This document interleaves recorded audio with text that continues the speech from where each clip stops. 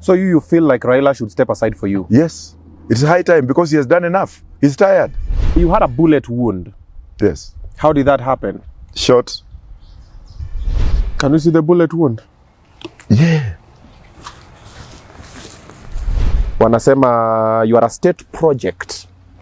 You've been put here to disrupt, to haribu kura. Unajua unaharibia baba kura na unaharibia Ruto kura.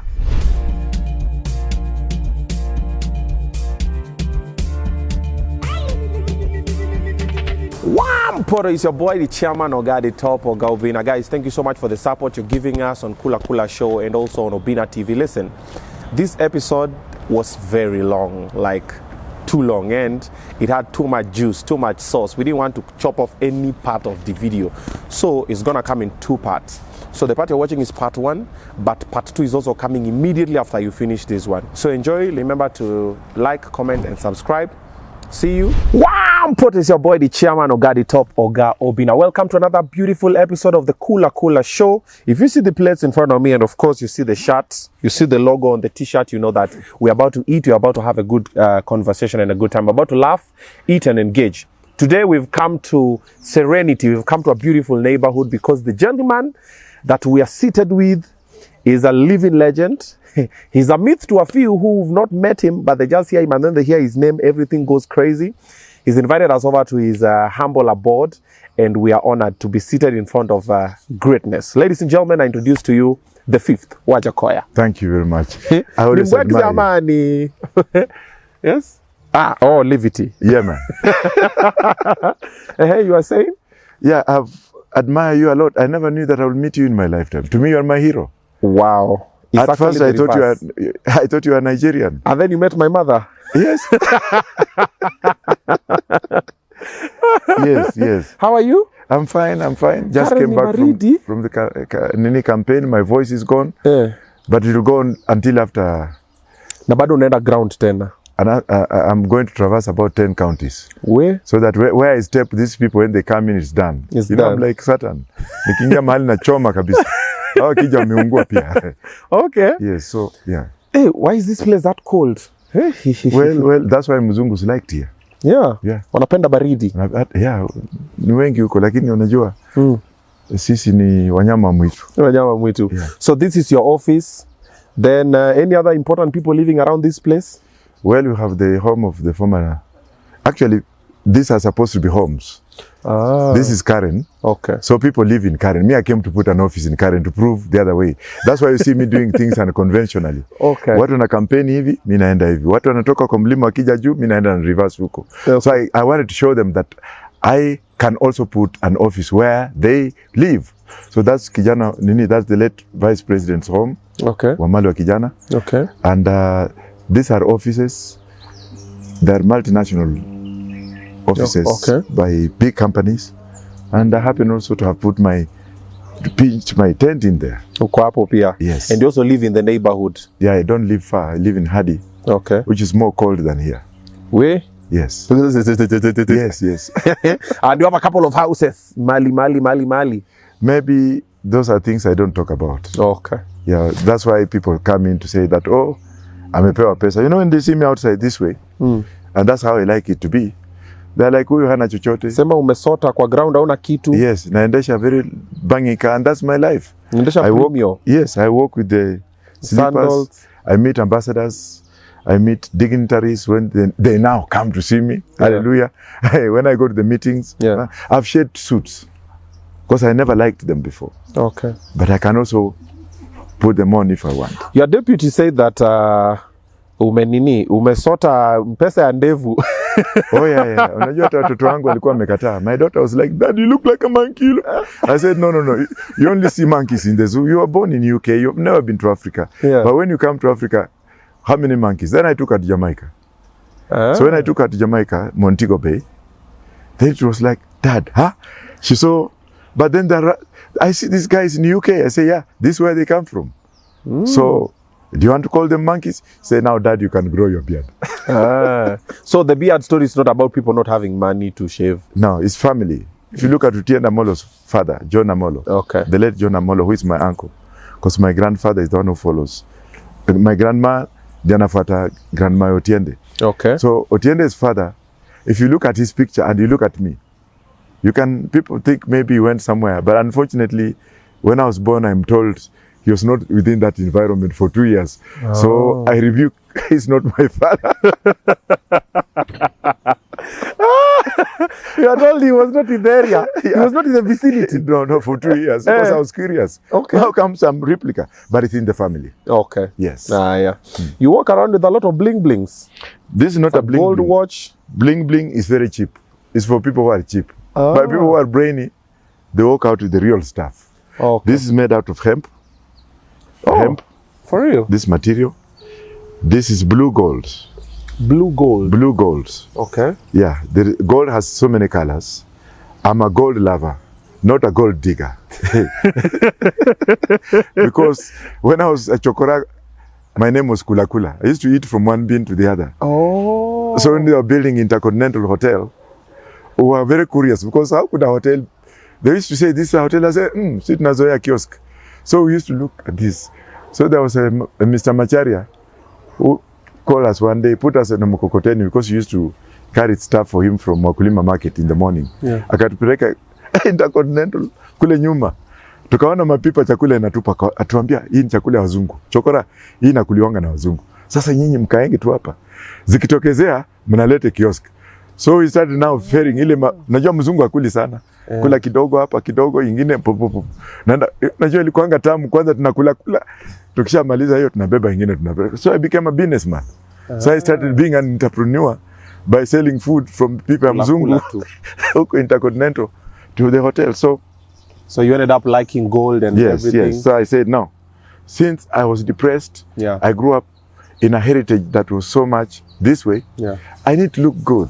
Okay. Yeah, but I only wear it when people like you are coming to see me. I look good. And the rings, they're also gold? Yeah, this one is one of the most expensive rings I have on earth. Because these are diamonds. Yes. And each piece of diamond, my brother, you can take it to the jewelers, they will tell you. Because if I say, they will say anaringa. But this is the oldest gold item I have. The oldest gold item? Yes, that's Indian gold, the most expensive gold in the world. With the diamond. These are diamonds as well? Yeah, these are diamonds. These are diamonds. And this, so this is not bling bling. Bling bling is fake. They are made in Taiwan. So you find some people here, some governors wearing. Quite heavy. Yeah. So, some people wearing stuff. The number. Yeah. So this one I bought. This 14K. Wow. I don't know, but yeah, it has a number as well. Yeah. Okay. Yeah. So this one, I can't do without this because when my daughter Hajara was born, I had saved for a year in UK. So before I went to pick her up in the hospital in North London, I bought it. So she's like, Dad, where's your ring? Whenever I go to London, the first thing she takes from the airport, she takes two things. This and my phone. And she says, Dad, from today you are in detention. You have never been here with us. Nobody's going to call you. So my daughter has a lot of influence over me. Because of what I went through when she was a young kid. We didn't have a maid. I could carry her with me to work, put her on the 6th floor where I used to work. And one day a supervisor came, and while we were in patrol and my heart was pumping, when I was a security guard, she started crying, and the supervisor is like, what's going on? In my heart, I was like, let's go and see sir. I went directly. Yeah, and I had put her in a box, and when she saw me, I said, this is my daughter. Please, I beg you. Wow. Yeah. So that's why. Sawa, karibu Kula Cooler Show. Yes. So what we're going to be doing, we're going to be eating a lot of nice things. Wow. We eat conversations and we also eat chakula. Like on Zongo? This is like on Songo. You should have brought on Zongo. I love it. Now I brought you the chicken lollipops that Songo loves. Oh. From Mister Wok. They are our resident chefs. Wow. They were coming to meet the 5th. They said, we'll come and do catering on location. Wow. So this is in Apikiwa hapa. This is a chicken lollipop. Unfortunately. Very nice. Yeah. Something else. What else? We have the Shanghai spice cashew. Shanghai spice. Oh, there's no meat in there. No meat inside. Good. Now we are. Man, so you are vegetarian? I can't wait. No, I've never eaten meat. I'm a Hare Krishna priest. High priest, yeah. Okay. Sawa. Then we have the sauces here. Kuna chili, kuna nini. And then this one. some passion juice. Bring 3 tomato juice and passion juice as well. Wazungu ndio wanakulanga tu. Wazungu alikula hizi vitu. Alikula kafurahia sana. Yes, you can just. Okay, sawa. Karibu. You can start. You can serve on your side plate. Naweka kwa hii. Yeah. Unaweza piga na pigia hata hapo. Unajua mimi nakula directly from sufuria. Unajua directly. Kwangu sina sasa unapika ugali kwa sufuria ati uweke kwa sahani. Unaharibu. Mimi nakulianga kwa sufuria straight. Kulia hapo. Sasa mimi hizi chicken lollipop. Yeah. Ndajipigia tu hapa. Nice, you like it? Inshallah. When I came in the morning, you had gone to pray. Yes. I hear you wake up at 3 a.m. to pray. I wake up, take a cold shower, not warm shower, for the last 42 years. Okay. Then I go for my puja. I do my incense, and I do my puja. Your puja? Yeah. Okay. Like, thank you. Like if you have, sio damu ya nyoka. In China wanakunywanga damu ya nyoka. Nini matunda? 3 tomato juice. Can I get some tea? Kuna baridi huku Karen bwana. I do praying. I do chanting Hare Krishna. I'm a Hare Krishna. Steve Jobs, the man who started Apple, Hare Krishna. The Beatles, Hare Krishna. Nelson Mandela became converted into Hare Krishna. You can Google. Okay. You can go put Nelson Mandela Hare Krishna and you'll see. You'll see. So it's not like it's a religion. It's an art of living. Oh, okay. Yeah, okay. It's a meditation kind of. Okay. So when you are meditating, you put your mind into God. You are like living in a cave for years without seeing light or anything. And that was what makes me to be who I am today. Also at the Hare Krishna temple, I go every time I'm in the country. I've been to 156 temples around the world. And I'm in that level of guru. I'm so high that I've been recognized by other prophets. Prophet TB Joshua, okay. The late Prophet TB Joshua, recognized me. I became his personal friend and lawyer. Anytime I flew into Lagos, he sent his personal car. When he died, I went for the funeral. Prophet Uwor, the most learned scientist in the world. The most learned. You know, people don't understand. Uwor has got more than 2 PhDs. One from the University of Tel Aviv, and the other one from the University of... The Prophet Uwor, yes, you know? Yes, in Oklahoma. He was the first dean of medical school, the first black dean of Chicago State University Medical School. He's a molecular scientist. Prophet Uwor has also discovered a drug made out of broccoli that is FDA approved, Federal Drug Administration in the US. Okay. He's a revered, and if you look at his teaching, it's not like these banana pastors who preach things that ati Mungu atatokea hapa fulisha moshi, wengine wanaenda kunyoa kina mama huko kwa churches. No. Huyu Prophet Uwor, when you listen to him and you see his writings in religion, okay, he's a man who has been there, but people don't want to understand him. But I am very endeared to him. Okay. So are other very world-class pastors, like the president of the American Baptist Church in the US. Okay. He's also like my guru. So when you see Kenyan pastors running up and down and saying ngenge, mimi naangalia tu, they want me to give them relevance. Hata mwingine juzi amesema he had cast me to die. It's called Pastor Nganga. At an cast to die. What kind of goon is this? How can a pastor cast a human being to die instead of praying for me to be salvated from sin? Yeah. So those kind of people, they're there. I also like Pastor Nganga in a way. Okay. I don't want to use this opportunity to ridicule him. Okay. He's a man who also has come out from and graduated from prisons. I love him. So even if he says something wrong about me, okay, I just laugh and say, one of these days nitakaa naye. Labda ataniombea. Kula njugu. Sasa. So we're going to be having a conversation around a lot of things. We'll talk about your manifesto, we'll talk about the government, we'll talk about your lifestyle and everything. And also I have a couple of questions here for the KulaCoolerShow. You can see. For you I had to go do research. And then also our guy from Mister Wok decided to go do for me a couple of more research to Billy did his part as well, even Hunter, the whole team, because we knew this is going to be a heavy conversation. So we'll be asking questions here, normal questions, like for example, what is hemoglobin? Hey, man, I don't know that one. Exactly. Hey, man. That is for scientists. Something to inject. So we'll be talking about that. We can even look for other questions about law. And we'll, like, for example, why do you lawyers still wear those to white things? Is it not like ukoloni mambo sasa wakileo. I don't like those things. Yeah, that white we'll thing never that like you them. still wear it. I'm like, why do you wear it? And if you go to Malema in South Africa, who is my personal friend, he says, like, you Kenyans are like cockroaches. You wear black things going to the court, coming with Satan to court. And that's the mentality of the kind of people I'm dealing with in this country. They're so much into the British system. You get a lawyer here, at all I have to wear a gun. That mentality, Kenyan lawyers should come out from. In the US, you can go to court so long as you have a tie. And you can ask leave in court to address the court without these things. And the wig? No, it was banned in the US. Maybe but the Supreme Court. Still wearing Kenyans are still living in 14th century. Kenyan lawyers are still living in 14th century. You find them wearing those suits. This Kenya School of Law, I'm going to reform it. Yes. Once I become the president, I'm going to bring another new set of laws that are so much of African, if you're an African, Arabic, if you're an Arabic, Muslim, if you're an... so that we have the people's law. Si atumeiba mandazi, ama umeenda kuruta mkia fisi.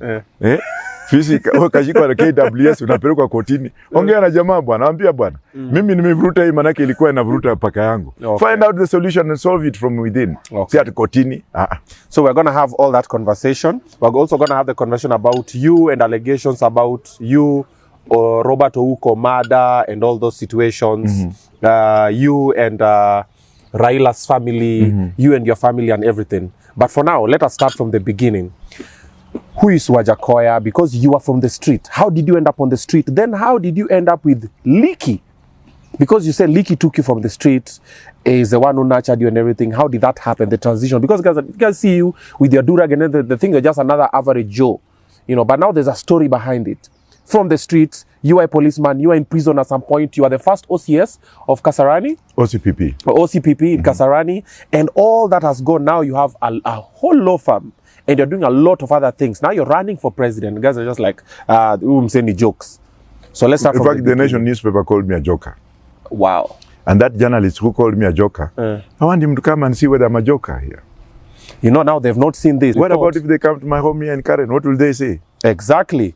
You just bought a Bentley in UK. Just recently. I bought 4 vehicles. One of them was a Bentley. One of them was a Bentley. You have a private jet. A little small aeroplane in UK. In UK. And all these things, guys are like, this guy is a project, this guy is that. But before we get into all that, let's start with, who is Wajackoya? How did you come to the streets? Then how did you get out of the streets? Simple. Wajackoya is, number 1, son of the soil. Number 2, son of my mother, who was not there for me. Number 3, I was a chokora. Number 4, a police officer. Number 5, a gravedigger. Number 6, a security guard. Number 7, a clerk in the law firm. Number 8, a lawyer. Number 9, an activist. Number 10, which is the final one, a presidential candidate. Yeah. How did you become a street boy? It's a long story. My mom and dad divorced. My mom was not giving birth, despite the fact that 16 cows were paid for her dowry. So, automatically, my father's people were like, why did we pay a lot of money? And this woman is a liability, she's not giving birth. So they called her witch. But then the worst part of it is that when she became pregnant of me, she couldn't even give birth. They were counting 9 months, 10 months, and then they had to run away from the village. So my mom gave birth to me, and my head was so big. That's what I'm told. Ilikuwa na kichwa kubwa kama ile kandege kama bezaliwa. Najua ukiona chura ikizaa watoto kichwa ndio inakuanga kubwa. People said no, this one is an animal. No way. They did not even touch my mom. So my mom's brother was called in from Busia. His name is Leandro Kelo. And when he came, I'm told, pia alisema hii kitu gani? Huyu si wetu. Yeah, but naambiwa kichwa ilikuwa kubwa alafu nimejikunja. Na umbilical cord was an ending. My mother was like, huyu is a witch. So that's where my mother's problem started. Then to cut the story short, my mama became a reject. 4 or 5 years down, she was kicked out of the home.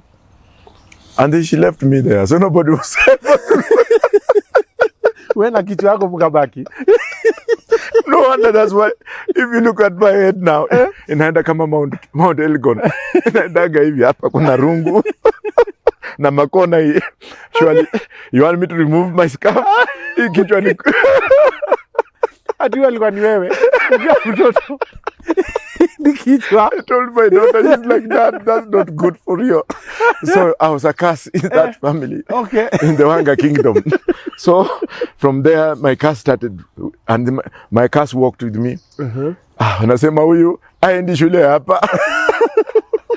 They took me to Buhui Primary School. And there was a school built on my grandfather's compound in Dangalasia. So I used to walk every morning to Buhui, which is like 9 kilometers. So in the morning, I'm going and people are running away. People are running away from the road. Ndio huyo. Today is my day. Ulikuwa na head game. So nimeenda huko, alikuwa ananiita kabandoli. No, kabandoli were those red buses in England that were double deckers. Ikienda shule, in that school, the kids didn't know who I was. But people are looking at me suspiciously. To cut the story short, one day we were looking after cattle. And I used now to be told, wapi kabandole, wacha aenda angalie, take off. So people would be waking up after I had done everything and then gone to school. Kuchukua mavi ya ngombe nini, amasingo ngombe. So one day, I was conscripted by a python. That's another worst thing. So, you know, a python has that sound of meh, like a goat. Yeah. So these people thought it was a goat. So this thing was going around me. You want me to show you the mark? I can show you. The python mark. Yeah. So what happened is it rolled me over. Yeah. And this is the skin. Oh. This. Squeezed me. And when it squeezed me, now that makes it worse. I don't know what happened. Even if you look at my nose. These are bites. It was trying to press. But my head was so big it could not fit.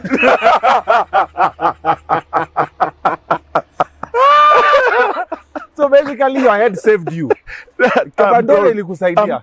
Ungekuwa umemezwa na python. Kichwa kubwa python ilienda hivi. Ikaisha pumusi.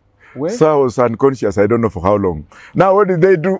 They bring a witch doctor to remove witches from me. And then they cut my chest. They bisected my chest here. This marks. To remove evil. Oh. Yeah, because my chest was compressed, I could not breathe. Oh, because umefinywa na python, but hawa wanasema ni shetani na anafanya. Sasa wakakata hii. Wakatoa blood hapo, wakaniwekea kwa mdomo. Anyway. So now that now made it worse. Unamuona alizaliwa sijui na miezi ngapi. Unaona kichwa. Nyoka zinampenda.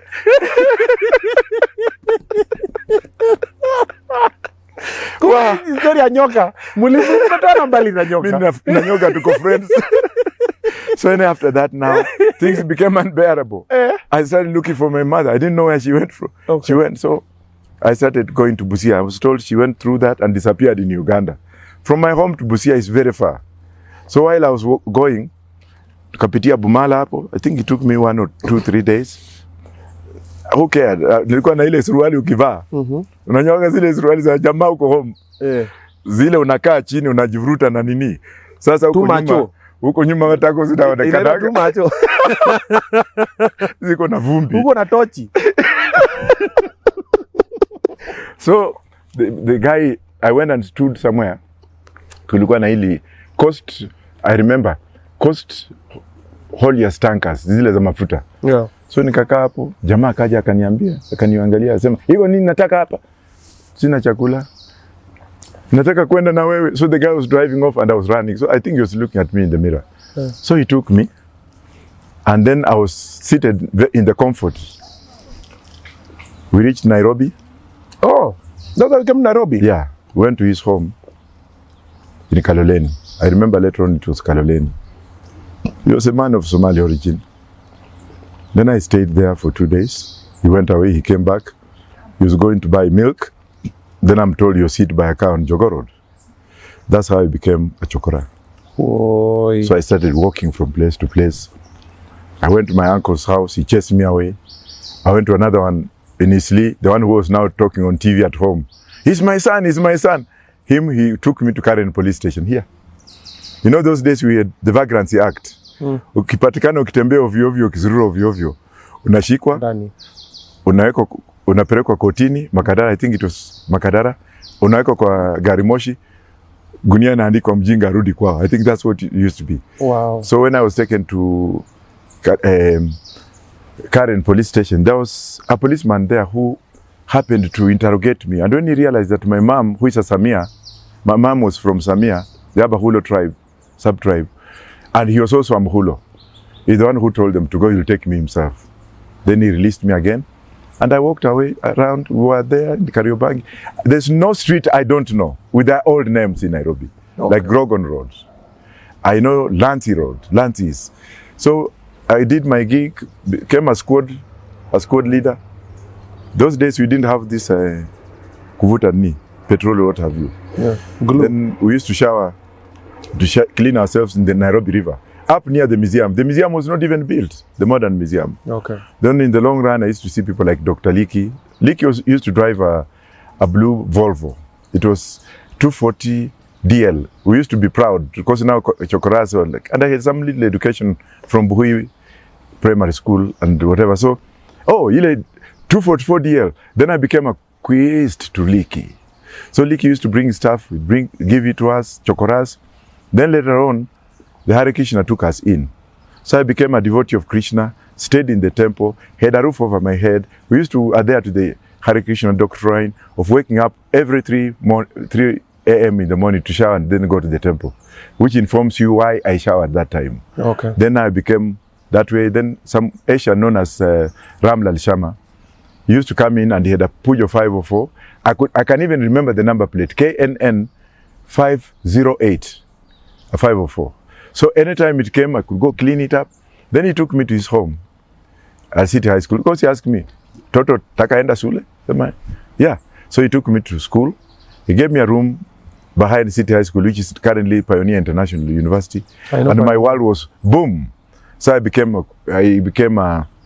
started washing plates in various Shiri temples. Okay. Because we became now affiliated to so many temples from Hare Krishna. If there is sherehe mali ingine tunaenda, wakisha kula sisi ndio tunasafisha. And then I became a proper kula boy. Ile memwagio hapo unakula. Nakula, yeah. Kuna hizi spring rolls hapa.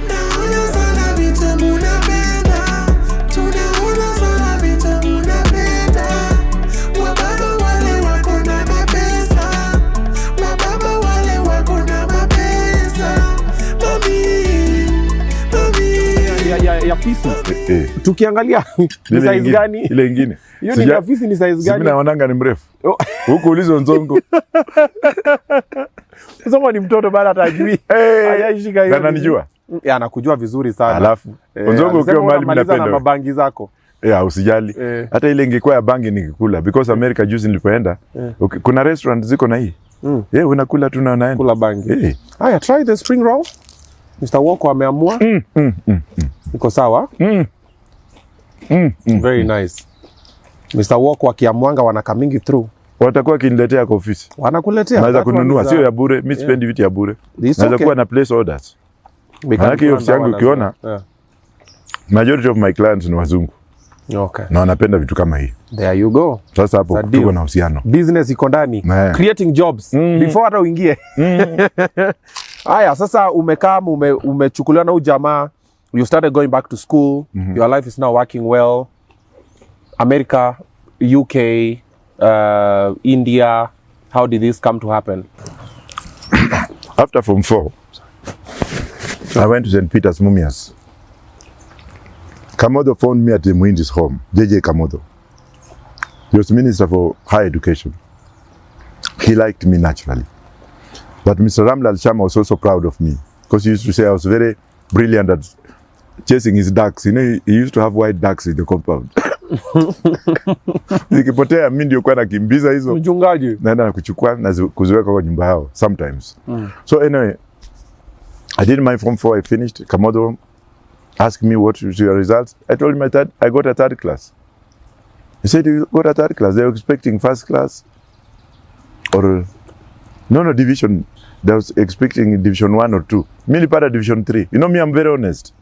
Lakini kwa hiyo division 3 kwa history nilikuwa nimepata 3, which is like 70.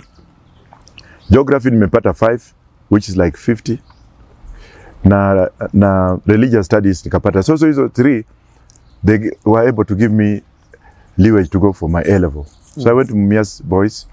Huko pia bwana ilikuwa ni first school. Unajua mimi nimekuwa na bahati mbaya. I'm not that clever the way people think. Okay. I'm not clever in books, but I'm wise in thinking. Okay. So I got 1 principal and 3 subsidiaries. There was only people who went to university out of that class. This new Form 5, Form 6 regime. The late Adala Okech was a lawyer, and then the current chairman, Mr. Mzalendo, Nyaga Kibunja Mzalendo. I think he was the chairman of National Museum. Mimi nilikuwa nalala chini, yeye analala juu. Nilikuwa nimetoroka because nilikuwa kwa ile unajua zile madeka. I know deka. Na ukilala mahali jamaa anakojoa bwana. Sasa kuna jamaa alikuwa amekojolea mimi huko ndio. So anyway, so from there I joined the police as a police constable. Class yangu ilikuwa na DIG Mr. Mbugwa.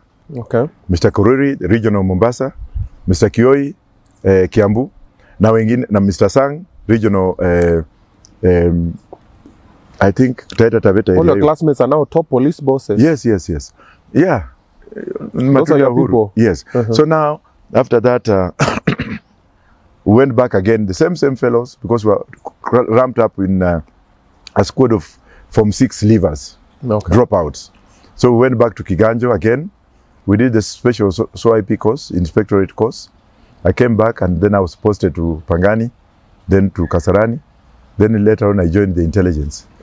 I worked in the intelligence for quite a while, highly trained. I'm not just some kind of a You were a spy? Yeah, spy. So after that now, Dr. Wok was killed, and there was a lot of blame here, blame there. So the intelligence desk was created, and I was put to be in charge of monitoring who actually did what. And that's what put me in trouble. Later on, I was vehemently transferred when things could not work in favor of some people. And I was taken to JKIA police station. While there, 2 of my colleagues disappeared. Those who were on that desk think they wanted to put down the information. But don't forget that during that time, we were trained by other members of the intelligence organizations. So some wind went out to those from the superpowers. Where is this man? And Smith Romston that time was agitating for change. The Raila Odinga group, Gitobi Manyara, James Orengo. I respect these people very seriously. That's why I respect Raila. Despite the fact that we are fighting, but down in the bottom, there is that special respect that I have for Raila Odinga. Because during that time, I was in the system. And actually, I can tell you for free that Raila was tortured. And I know the people who might have tortured Raila, because I was working in a certain section to monitor. So the Dr. Woko thing came up, and the Americans now had to remove me because I was going to be killed. I had been put in detention. You are in detention? Yes. And don't joke. They had first of all, they took me to JKIA police station. The OCPD by then was Mr. Onono. I still remember. They can account and attest to what I'm saying. Then from there, I was taken to detention without trial. What I know is that they could blindfold me, put me in a dark room, tortured me. If I show you the marks on my body, even including my private parts, the way they used to clip me and what have you. Lakini zinafanya nimezaa. Engine bado iko shwari.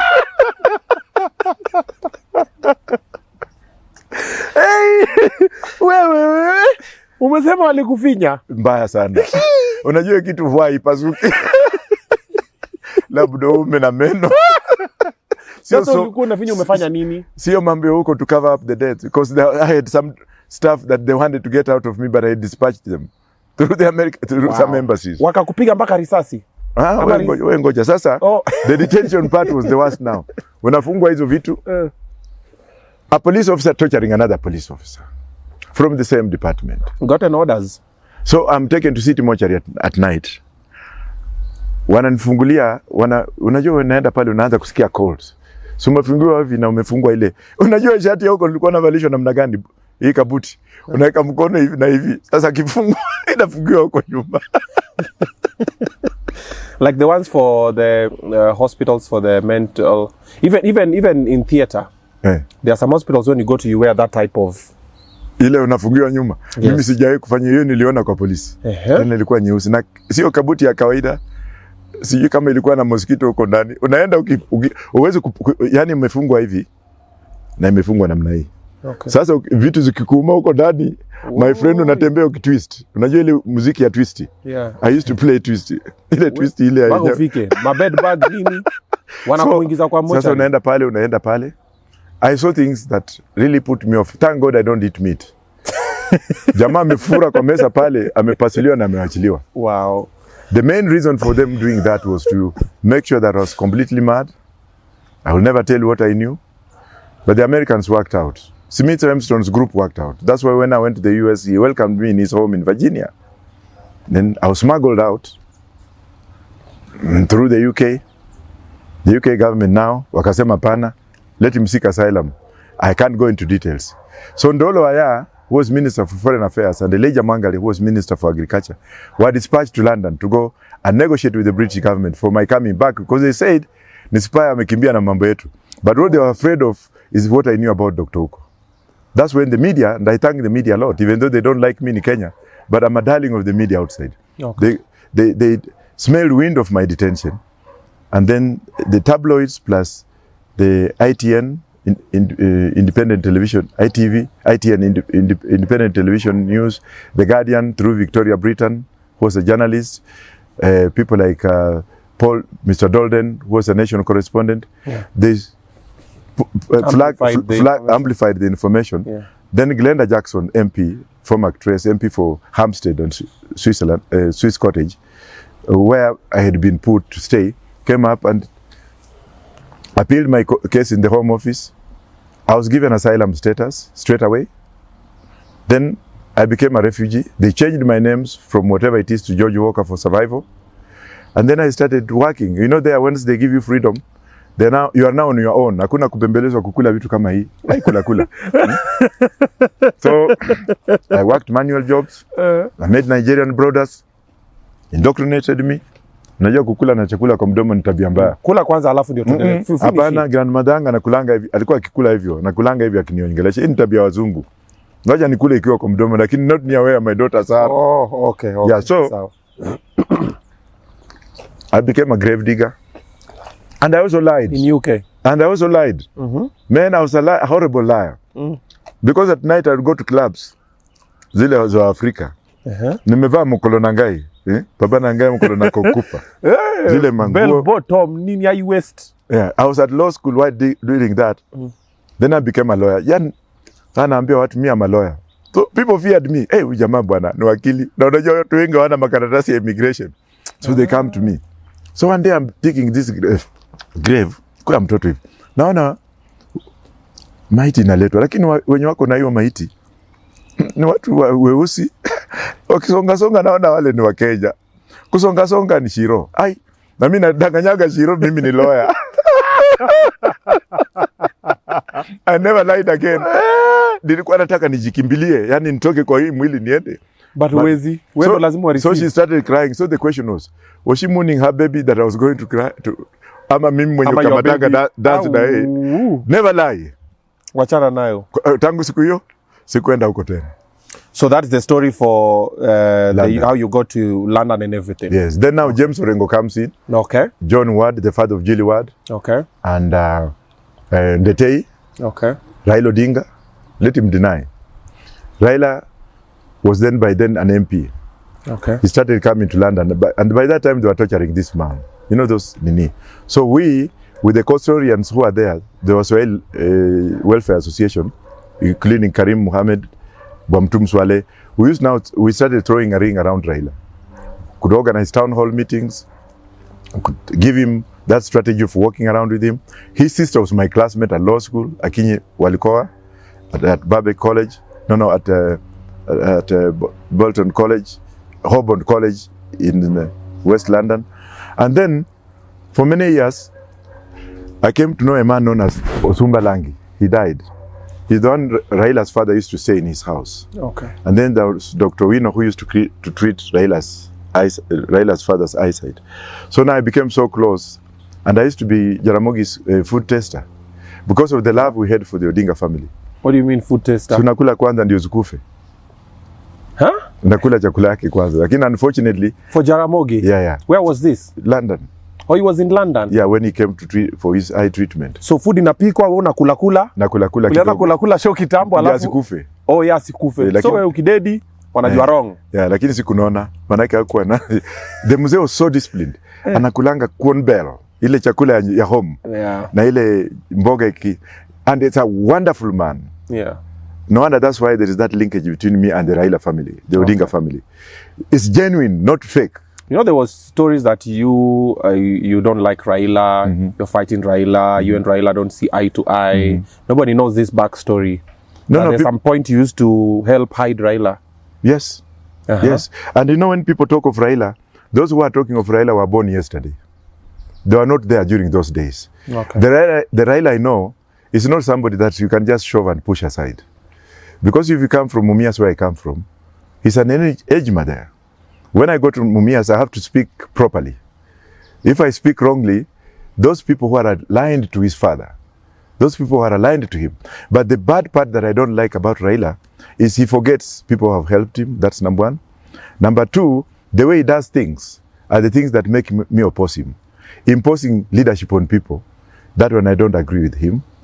And also having those who surround him, who close others out. I wanted to join ODM. They refused me. That's why I joined Roots Party.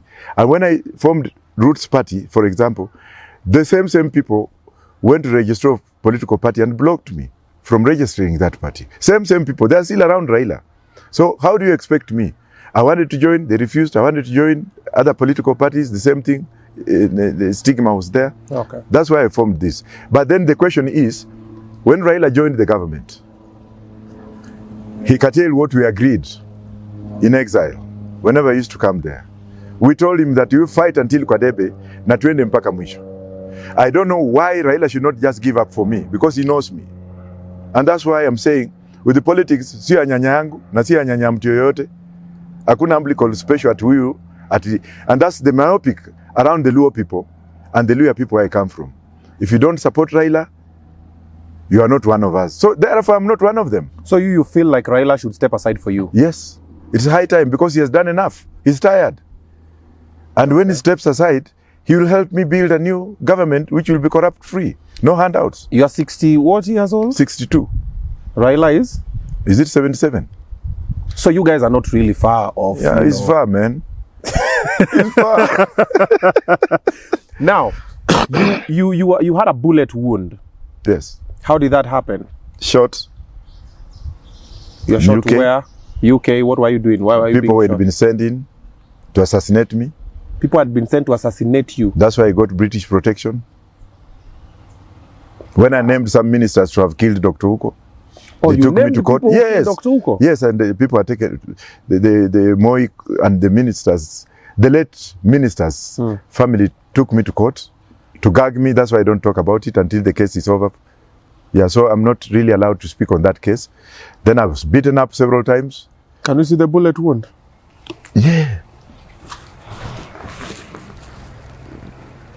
Oh, that was a bullet wound. Yeah. Ilikugrease tu ama iliingia ndani? Iliingia ikitolewa. Haikuchapa kidney? It didn't reach far. Okay. Yeah. I've been beaten, I've been tortured, and then now, that time the Kenyan government now employed spies on me through the Kenyan High Commission in London. Because I was aligned to Jaramogi's and aligned to the Odingas. It became so bad. People like Wanyiri Kihoro suffered so much in exile. People may not know. I respect that man. That's why now when I joined the University of London for my first master's after finishing University of Wolverhampton, I became a student leader, Pan-Africanist. And now I was able to open up. I was able to meet people from other regions. Okay. The Eritreans, the Oromo People's Liberation, Swapo people from Namibia. I met the Chiapas from Mexico. We built up a consensus. Mozambique. And then I spoke to President Jerry Rawlings of Ghana, because his people are there, but those who are supporting him. And the Wangamati group that was now, when they say that there was Fera group here, okay. I worked out in an orthodox man to ship them from here to Uganda and to Ghana for their own safety.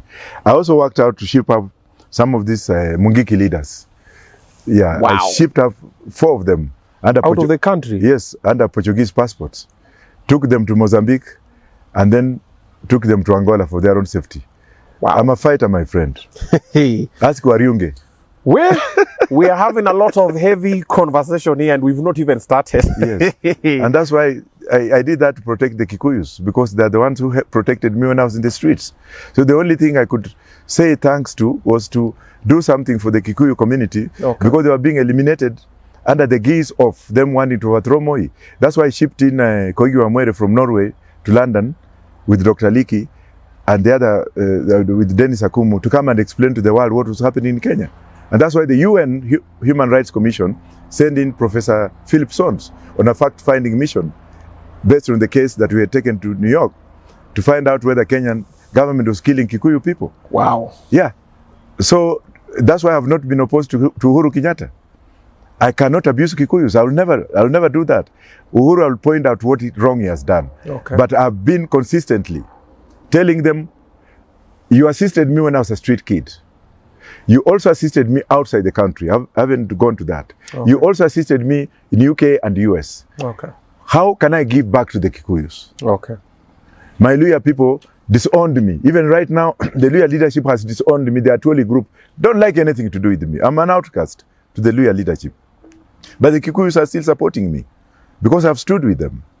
When I walk in the streets, that's why you see the young people, current young people and the knee. Those young people are sons of the people I've helped. Wow. Okay, Kula spring roll tafadhali. This is the Kula Cooler Show. Nakwambia ni kumoto, ni kufire. We're just starting. We've not even gotten into the information that we're going to be talking about. But you've already, actually, the conversation we've had, you've ticked a couple of questions that I had. In the meantime, remember, I always tell you guys, Bosi here just bought a brand new Bentley. Wewe pia unazangukia Probox yako moja safi. Ama ka Benz kadogo nini unataka Nissan Juke nini magari affordable. Talk to Magari Affordable. They'll get to the most affordable cars in Kenya. They'll bring you to where you are. Thank me later. And if you want to, upgrade nyumba yako, talk to Furniture Sanctuary. They're going to make your house a sanctuary with amazing furniture, affordable, and they always deliver. All right? Now tunafika kwa maswali sasa. Name for me any landlocked country. Landlocked? Landlocked. One or two? Just do one. Swaziland? Aya, tutoke huko, turudi Kenya. Swaziland, by the way, that's an old name for... There's also Lesotho. There's also Swazini. Where? Aya. Name the landlocked country in the Great Rift Valley of Central Africa, bordered by Uganda, Tanzania, Burundi, and the Democratic Republic of Congo. I told you I'm not very clever. Oh yeah, yes, that one I you can said. tell you that it's Congo. It's in Great Rift Valley, part of it. Malawi. It's in Great Rift Valley. Zambia is also in that zone. Of course, Rwanda. Aya, tuachane na hiyo kidogo. Rwanda umepata. Tuko hapo kwa Rwanda. Rwanda is actually the answer. And I know but that I was naming many because I have a big head. Things just come. You kind of look up to the president of Rwanda. Yes. You like the guy? Yes. Uh-huh. And I'm going to embrace him because of the economic policies. Okay. You need to be an economic dictator to bring order. Yeah. Look at the way Rwanda has been built. Yeah. The order of the cities, the order of the environment, the order of pollution, the order of politics. There are people cry and cry and cry. Even in UK, there was dictatorship for so many years until things were made right. But I am going to be an economic dictator. Going to be a dictator? Yeah, because I'm going to kill those who are corrupt. Ulisema wananyongwa? Yeah, with hemp rope. Kila kitu tunatai back to the bangi. Yeah. Aya. Name for me any top 5 African countries that are rich in diamond resources. Botswana, Sierra Leone, Swaziland. It has not yet come out, but it's there. Congo, DRC, have diamonds there. Niger, Chad, the untapped resources there. Wachia hapo. What is polygamy? Ama who is a polygamist? That's a good one. Akuku danger.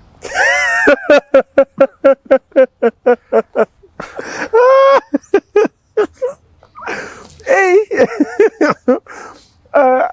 How many disciples did Jesus have? 12, but no woman. What's the legal voting age in Kenya? 18, but it should be 16. Okay. Under my government. Okay. 16 with consent. With consent. Yeah. Who is a dean? A dean is a big boy for department for university. Okay. Name the Kenyan politician who served as a foreign minister of Kenya from 1979 to 1983, and also from 1988 to 1990. Was it Dr. Robert Ouko? Yeah, that's the gentleman. Do you remember the day 12 February 1990? No. Think that the day he was killed? Yeah, that was the day Dr. Robert Ouko was. Okay. Aya, tumemaliza part A, tunaingia part B. Now this where now it gets interesting, okay? Aya, maswali zinakuja moto. Sasa Mr. Wok, sasa mutulete sasa chakula sasa. Sasa tufanye ile kitu. How much are you worth? I can't compute my wealth. It's all here. No, we're talking financial. Nobody can compute. Watu wanasema hauna kakitu, wanasema you are a state project. You've been put here to disrupt, uharibu kura. Unajua unaharibia baba kura na unaharibia Ruto kura. When you wanasema I can feed them for 5 years. Hey. Tio, baba alikuwa anaenda vizuri, Ruto anaenda vizuri kidogo, Wajackoya akakuja umetingiza miti.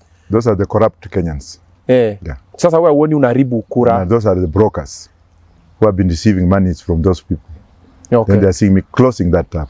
Sasa wewe ukuletewa pesa hapa kwa ofisi mpaka ukanyima Justina, pesa ilikuja ukafanya Justina ile kitu. There is some gay MP from Mount Kenya region. A bisexual gay. He's naonekana I'm not going to name.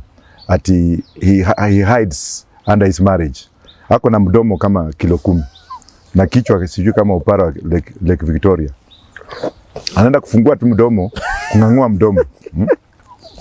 Ati nimekula pesa. Nimenyima Justina. They wanted to have some cheap politics. But that gay MP, I'm sure he's running. He'll lose because of that. Why you insisting? Am I worth of being given some peanut butter? How much worth is a Bentley? You bought it. The one I just bought recently is the type of Chris Kirubi. How much worth was Chris Kirubi? Okay. If you took peanut butter money to Chris Kirubi. But this a gay member of parliament. Atuambie too, because we have evidence and I'm going to table it very soon in public. Okay. I'm already talking to the gay community. Okay. They are looking at him, and if he doesn't come out in the open, we are going to name him. So he should shut up. Okay. Why are you insisting with this gay situation? Do you have a problem with the LGBTQ community? I have no problem, because most of my clients are gays and lesbian. I support them. Okay. But I'm not gay. But what about if one day you wake up and you find that one of your relatives is gay? Okay. So gay is an art of living. But if the man is hiding into gayism and has not come up openly and uses his peanut butter mouth like the one of a crocodile, nyong. Kwende kabisa. You just lie. They wanted actually to disrupt our peace. Okay. We know of the spies that have been put in our party. We know of the 200 million which I can accept that was being brought to me. And I chased away people. Now this gay MP is telling people that I was being given 50 million. Does he know the worth of this watch? How much is it? Don't worry. So they should not play with me. Okay. The story that you also at some point, you bought a car from Commando, Arnold Schwarzenegger. Yeah. I bought one. You know, when he was becoming a governor, he was driving a gasoline vehicles. So the public opinion was that, how are we going to elect a governor who is driving gasless? Okay. So he took some of his cars, very fine. It's a Hammer. And I happened to pass by in the auction and I bought it. Okay. Your agenda HMV. Yeah. Okay. Your agenda on privatization. How is that going to work? Well, it's not difficult. Bring in open trade. Okay. Already the regulations are there through World Trade Organization, General Agreement of Trade and Tariffs. Okay. Kenya has got legislation on trade. Open up trade and sell some of these parastatals to private companies to run them. That you initiate, you look at the working middle class, empower them with the resources, if any, talk to the banks. But then, of course, you are not going to be talking to the banks because you shall have hemp, which grows within 6 months. Products of hemp are very costly. There are 9 products, just like my deputy president was talking on TV the other day. If you look at Israel today, you'll find out that almost everything in Israel, from the military equipment, the drones, what have is made from hemp product, the fiber. Okay. Canada has just made that. In Kenya, we have got the finest marijuana in the world, grown up in Kisii, in Nyamira. That's the best quality from the statistics I saw recently in the US. Okay. Some big mouth opener in Canada came up and you're saying that, oh, Jamaica has legalized. You know, some big mouths don't do research. They just open their stupid mouths. The Jamaica hemp, the Jamaica bangi is not of quality at all. Cannot be compared to that one you have in Nyamira. And that's why Nyamira sits on a gold mine. People may not know, leave alone gold in South Africa.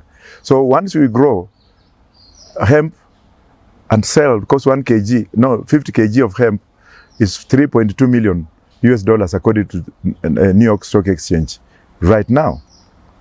If you look at Citizen, and I love Citizen, though they don't like me, whenever you see Citizen coming up with a story of a man has been arrested with the bangi, they come up with the figures, yet it's still illegal. They say at 1 kilo is 1 million. How do they know? Is that speculative? So if Citizen TV already know the price of hemp, and they're already telling Kenyans how expensive it is. Now the big mouth in Canada, the food is here. It's from Mister Wok. Wameleta sizzling. Oh man, why? And this is sizzling vegetables. Man. Wow. Vuta karibu, vuta karibu. Wow. Hey, Onzongo. This is vegetable rice. Man. Leo na revenge ya Onzongo. Umemtaja mara kadhaa. Onzongo ako na 10,000 kutoka kwangu. Yeah. We'll organize, we send Onzongo. Ningikula hivi kila siku naona mimi ni mifupa tu. Tembea na mimi. So this one is? This is vegetable. Wow. This vegetable. Vegetables. Man. Mimi singoji. Hiyo ingine hapa. Wow. This is vegetable rice. Vegetable rice and chicken. Umesoma imetoka wapi? Chicken cashew nut, Mister Wok. Ndio wao wamevaa hapa logo yao hapa Mister Wok. Mko na hoteli mahali mimi naweza kujanga huko. Parklands, wako Two Rivers, wako Capital Center. Parklands is near me. Kenyan Hapa Westlands hakuna. Wako hiyo ndio ya Westlands, ya Parklands. But they also deliver. Mimi sitaki vitu ya kudeliver itakuja ikiwa haina moto. Usipole basi. Mtadeliver ikiwa natoa namna hiyo. Utakuja kukula. Pia wanafanya catering. They can also decide and do catering for you. Yes. Yeah. So if you are having siku una celebrate ukisha win, unawaita wanakuja nini? Hapana, watakuja kula na mimi alafu tutalipa. Hiyo serikali italipa. Wakati tutavuta bangi kutoa mashetani huko State House. So we're talking about Indian hemp. You're saying the way it's sitting on a gold mine. But however, you don't consume weed. You've never consumed weed. Then you're advocating for weed. Don't you feel like that is like preaching wine and...